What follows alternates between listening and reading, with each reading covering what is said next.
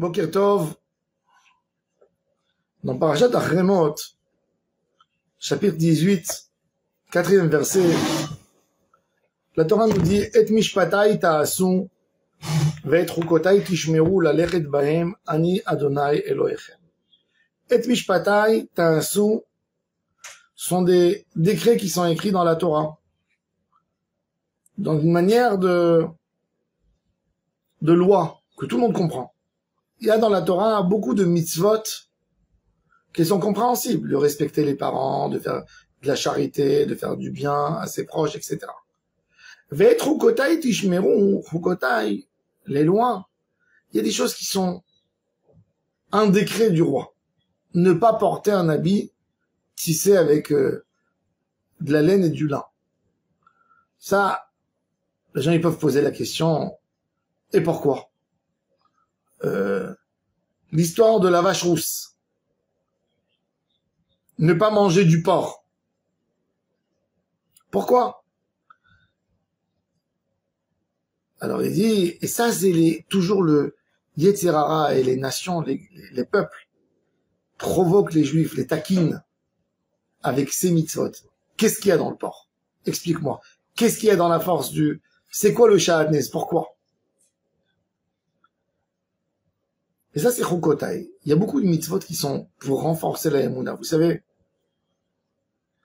nous avons l'habitude de dire chez nous, les Juifs, tous les jours dans la prière de Shachrit, En keloenu, en kadonenu, en kemalkenu, en kemoshien.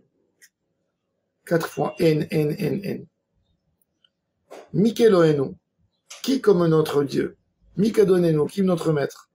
Qui est notre roi? Qui est comme celui qui nous délivre, notre délivreur? Normalement, on aurait pu poser une question, on aurait dû poser la question et répondre. Qui est comme Akadosh Baruch Hu? Et nous on répond. En Keloenu, il n'y a pas comme Akadosh Baruch Hu. Mikadonenu, qui est comme notre Seigneur? Il n'y a pas comme notre Seigneur. Pourquoi on commence? En Keloenu, il n'y a pas comme. Non, pose la question et réponds la réponse. Le Khatam Sofer explique que d'abord on accepte Akadosh Baruch Hu be'emuna pshuta, betmimut. En Keloenu, il n'y a pas comme Hachem. Après on peut poser des questions. Mais à la base de tout, c'est de s'effacer Hachem Yitbarach. Ça c'est la base du juif. D'abord, En Keloenu. Ça ne dépend pas de ma question. Il y a beaucoup de juifs qui ont étudié la philosophie. La philosophie, qu'est-ce qu'elle dit? C'est quoi le dégât de la philosophie? C'est quand un homme, il s'habitue à écouter son cerveau, ce qu'il ne comprend pas avec sa tête, il renonce. Il renonce. Eh ben non. En keloenu, en. Effacez tout. Tu peux poser toutes tes questions. Un homme doit savoir que il doit vivre avec des questions.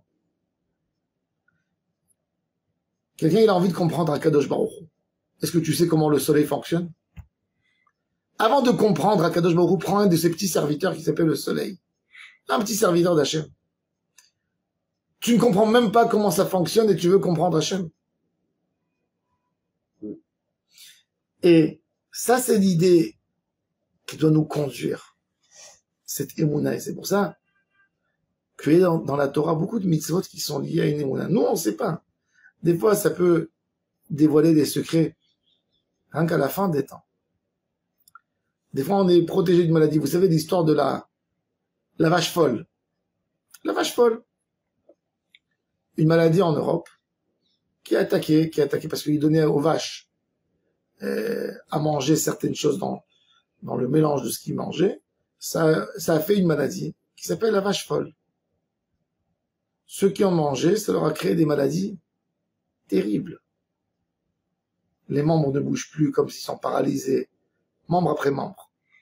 Ils sont morts d'une manière atroce. Ce qui est fou, c'est que la vache qui a le symptôme de la vache folle, tout de suite, ça touche les poumons. Et elle n'est pas cachère. Quand tu lis les lois de la Torah d'il y a 3300 ans, sur les règles de kasher et pas kasher, on te dit un animal avec des poumons, un petit trou, ça y est, c'est pas kasher.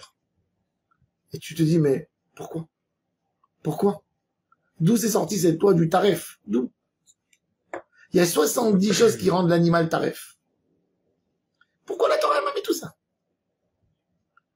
Peut-être pour sauver les enfants d'Israël dans 3000 ans, quand il va y avoir le symptôme de la vache folle. Akadosh Baruch Hu nous a pas dévoilé les secrets de la Torah. Mais nous, on fait bitmimout.